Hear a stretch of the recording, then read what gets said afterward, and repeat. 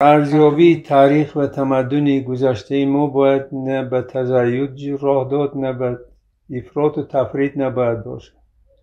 همیشه باید واقعیت ها را گفت. بیهقی نام مرد بزرگ ابوالفضل بیهقی میگوید در تاریخی که دارم از آن حکایت میکنم همیشه در اندیشه آن هستم که خدا نکرده یه حرفی نادرستی نگویم تا آیندگان بگویند شرم باد این پیر را. کاش همه این چیز را درک میکردم. من فکر میکنم که در تحقیق واقعه های تاریخ باید همیشه اتکا به منابع کرد، با دلیل صحبت کرد و از واقعیت ها حرف زد.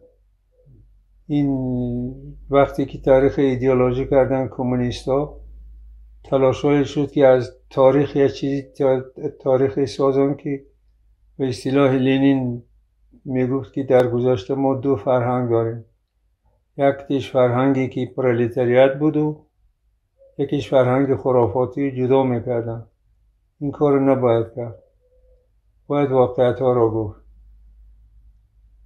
من معتقدم که تاریخ باید دوباره آموخته شود. خیلی چیزا تجدید نظر شود. و من فکر میکنم تاریخ ملت ما هنوز چنان که میباید آموخته نشده است، مطالعه نشده است. و کارهایی که شده است تنها آغاز است.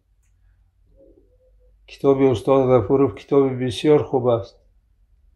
ولی این کم است. بازم کار باید کرد.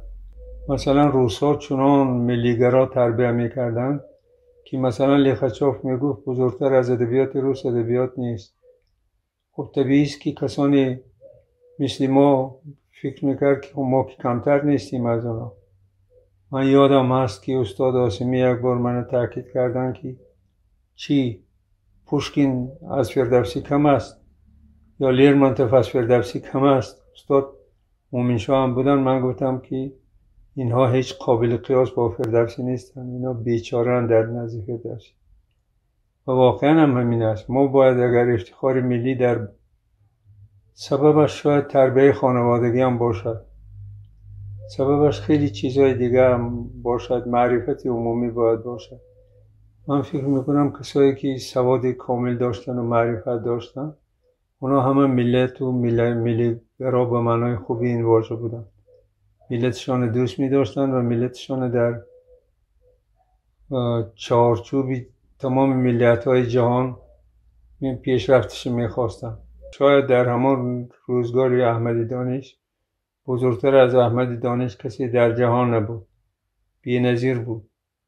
متوجه هستی؟ بله. وقتی ما میگوییم که 2-3 نفر بود اینجوری نیست. خیلی دانشمندای زیاد بودن در شهرها، در بخارا، در سمرقند، در خوجند.